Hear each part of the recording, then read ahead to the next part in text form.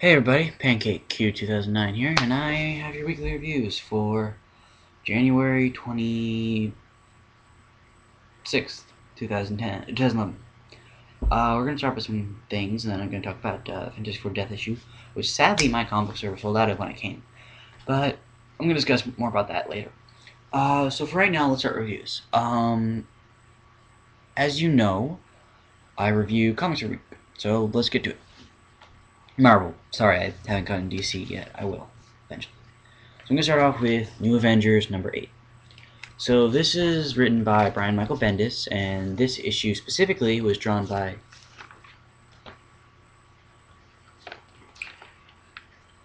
Daniel Acuna, I think is how you pronounce his name. And I personally miss Stuart Immonen, but I actually like this guy's artwork very nicely. It's painted, as you can see here and stuff. And personally, I like it. You know, it's good. Anyways, to get to the story. In this story, we sort of just deal with Luke Cage and his wife, Jessica Jones, fighting over whether she should be Power Woman or not. And I personally think it's a good issue. It's very dialogue heavy, but I think in the end it was a good issue. The fight with Doctor Doom was unneeded, and I don't see the point of it. I guess maybe to see Jessica Jones. Other than that, I think overall it was a good issue. Yeah.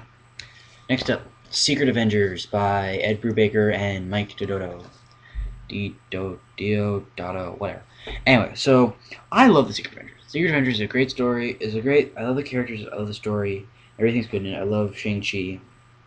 More importantly, but anyway, I think this issue was very good. It was. We saw a little bit. The artwork was beautiful by Mike Dodotto. There's no arguing about that. But I thought the fight scene was coming, and there were some twists I didn't see coming, which I actually enjoyed very much, especially the ending.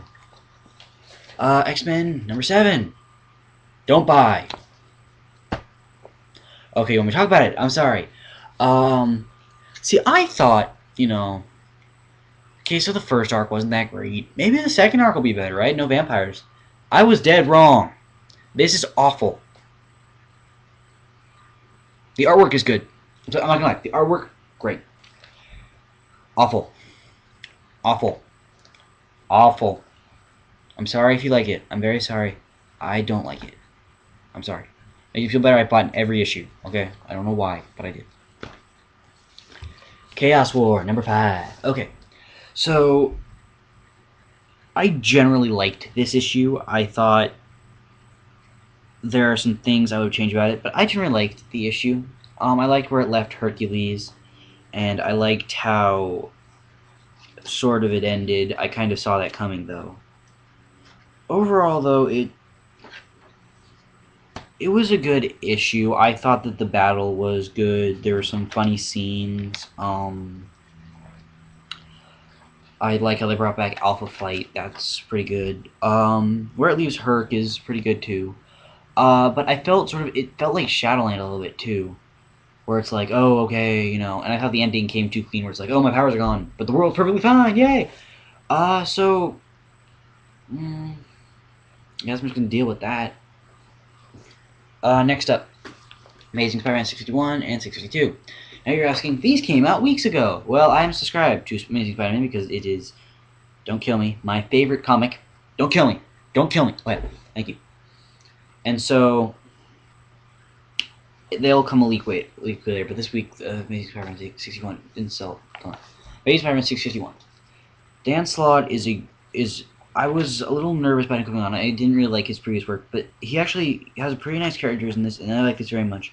I like the new suit. He's a really funny writer, funnier than I thought he'd be. And it applies to my humor a little bit. And so it was pretty, and I pretty liked this issue. I liked where it was the Hobgoblin and where it left the Kingpin. I don't like that one character died, but I guess he didn't really have much purpose anymore. The artwork in here by Humberto Ramos is very good. I really like his artwork. And the backup is also pretty good, setting up the next issue, which is this one, Amazing Spider-Man 62.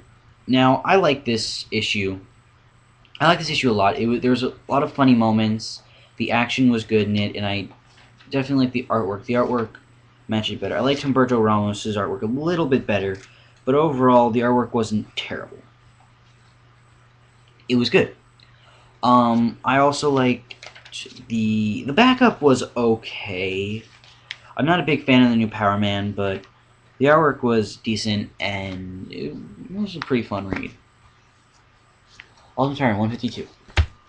Now, I love Ultimate Spider-Man, okay? I'm not going to sit back and lie. I like it very much. And it's definitely a good read every issue.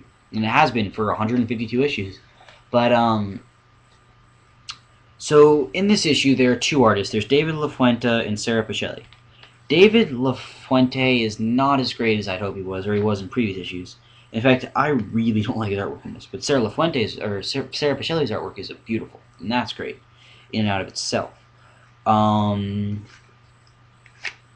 So it was excellently written. I love the scene between him and Gwen Stacy, and the jokes in here are also pretty good, like when Iron Man came and when they're talking about redeeming the identity. Also, one thing I like to say to my girlfriend: yes, Sarah, this looks like porn. It is not porn, but it looks like it. I understand. Thank you. Okay, Avengers number 9. Don't stone me. I love the Avengers.